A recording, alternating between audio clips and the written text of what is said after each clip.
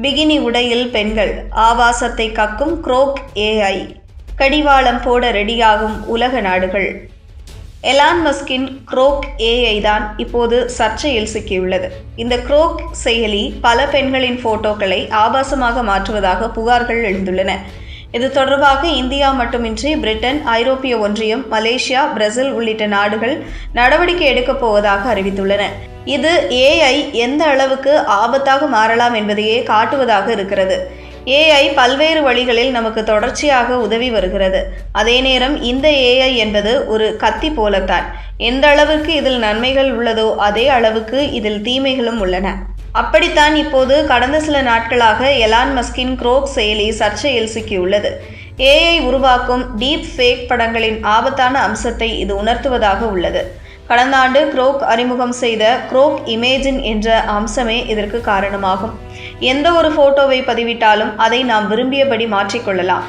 கடந்த ஆண்டு இறுதி முதல் இந்த அம்சத்தை பயன்படுத்தி பலரும் பிகினி உள்ளிட்ட அரைக்குறை ஆடைகளுடன் பெண்கள் போட்டோவை மாற்றி வருகிறார்கள்.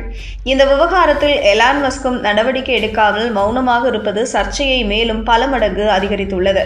ஏஐ ஃபோரன்சிக்ஸ் என்ற அமைப்பு கடந்த டிசம்பர் 25 முதல் ஜனவரி 1 வரை குரோக் ஏஐ மூலம் உருவாக்கப்பட்ட 20,000 படங்களை ஆய்வு செய்தது. அதில் ஒரு அதிர்ச்சிகரமான உண்மை தெரியவந்துள்ளது.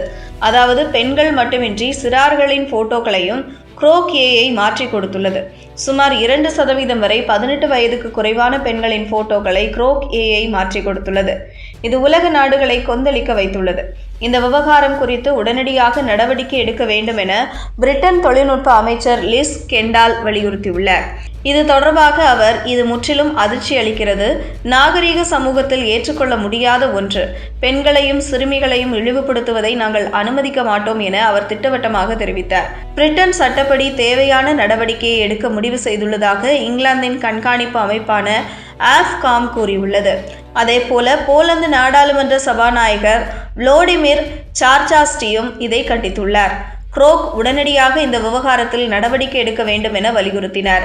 சிறார்களின் போட்டோக்களும் இதுபோல ஆபாசமாக சித்தரிப்பது கவலை தருவதாக சொன்ன ஐரோப்பிய ஆணையத்தின் செய்தி தொடர்பாளர் தாமஸ் ரெக்னியர், இது சட்டவிரோதமானது, அருவருப்பானது, ஐரோப்பாவில் இதற்கு இடமில்லை. குரோக் இதுபோல செயல்படுவது முதல் முறை இல்லை. கடந்த ஆண்டு யூதர்கள் மீதான வெறுப்பை கக்கியது, இப்போது ஆபாசத்தை கக்குகிறது. நிச்சயம் கடும் நடவடிக்கை எடுப்போம் என்றார். இந்தியா, மலேசியா, பிரேசில் போன்ற நாடுகளும் குரோக்கை கடுமையாக கண்டித்து விரிவான விசாரணைகளுக்கு அழைப்பு விடுத்துள்ளன.